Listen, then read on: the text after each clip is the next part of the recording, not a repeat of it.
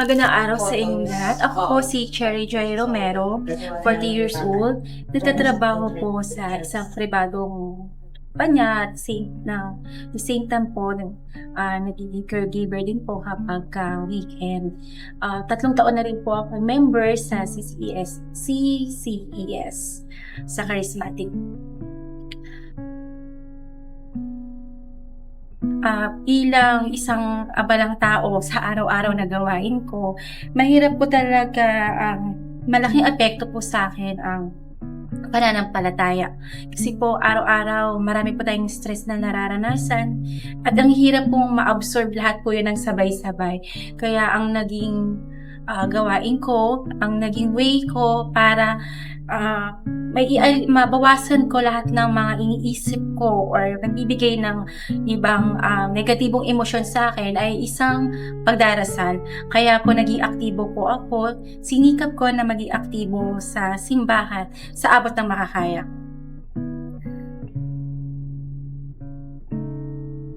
Sa totoo lang po, medyo masyadong emosyonal sa akin ang ganitong katanungan. Kasi po sa lahat ng oras, pagka marami kang iniisip, talagang nakakalito. Kung ano yung mga dapat na desisyon mo na ginagawa. Paano ka magiging sapat sa kapwa mo nang hindi ka paano ka nagiging sapat nang hindi ka nakakaabala at paano ka rin magiging sapat para magkaroon ng pag-iintindi sa mga taong mahal ko. Paano ko nalalampasan ito? Gaya po ng una kong sinabi, naging paraan ko talaga, maniwala't kaysa hindi, naging paraan ko talaga ang maging aktibo sa simbahan. Kasi yung mga homily sa simbahan ay nagiging food ko siya sa emosyon ko. Nagkakaroon siya ng reminders na ito dapat ang gawin mo, ito ang dapat isipin mo, ito ang mga desisyon na dapat mong gawin. Dahil nga po marami tayong gustong gawin, gustong mangyari sa buhay, para sa pamilya mo, para sa sarili mo. Paraan ko nga po ito, ang magkaroon ng matinding pananampalataya at pananalig sa Kanya.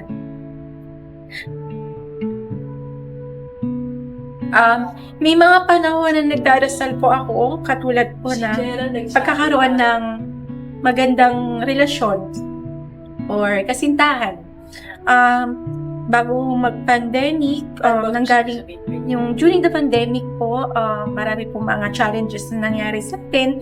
At yun din po yung mga panahon na nakipaghiwalay po ako sa kasintahan ko ng mahabang panahon.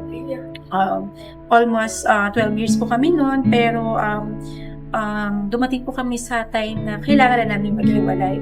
So, nawala po dun yung masasabi ko po na nawala yung pananampalataya ko po kasi isang malaking katanungan sa akin na bakit hindi napunta sa magandang estado yung aming relasyon. So tinanong ko si Lord kung ano ba ang dapat niya para sa akin at ilaan niya ako sa mga bagay na yun.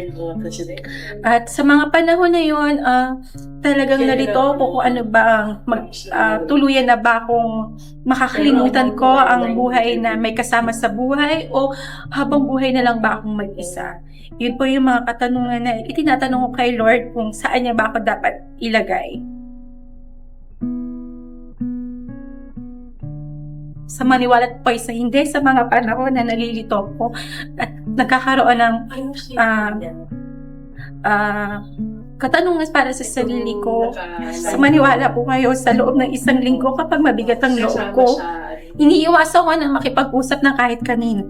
Pasok lamang talaga ako sa simbahan para makipag-usap sa Kanya. At sa mga panahon na yun, paglabas ko ng simbahan, nakakatulong po ang pagdarasal para gumaan ang loob mo. During my healingness, sa mga naging struggles ko po, ang naging papel po ng Panginoon at ng simbahan sa akin ay talaga pong nakatulong. Kasi po, yung pakikisalamuha ko sa mga kapwa ko na active members ng CCES, binigyan nila ako ng pag-asa na ma-experience yung mga bagay na hindi ko pa na-experience noon. So, nagkaroon ng malalim na relasyon, yung pakikipag-ugnayan ko kay Lord. Same time, lumawak din yung horizon ko sa mga taong lumawak yung mga tao na nakakahalubilo ko. Sa mga ganung paraan, mas naiintindihan ko yung mga bagay na hindi ko naiintindihan dati dahil sa pakikipag-ugnayan ko sa kanila. Ang kaibahan po noon, dati po nararamdaman ko na nag-iisa ako. Nag-iisa yung pakiramdam ko na yung sa loobin ko, nakatago lang siya sa loob ko. Pero nung mga time na lumalim yung pananampalataya ko sa Panginoon, hindi na pala ako nag-iisa. Meron akong kasama. Mga taong kasama ko, na mga bagong kakilala ko. At the same time, si Lord na nagbibigay sa akin ng mga blessing na hindi ko inaasahan. Totoo po yung sinabi nila na prayer is powerful. Totoo po. Kasi kahit na marami kang pinagdadaanan, totoo po, ilapit mo lang talaga sa Kanya. Hindi niya man isasagot ngayon. Sa mga darating na panahon at sa tamang pagkakataon, ibibigay niya sa'yo mga panalangin mo. Kailan po?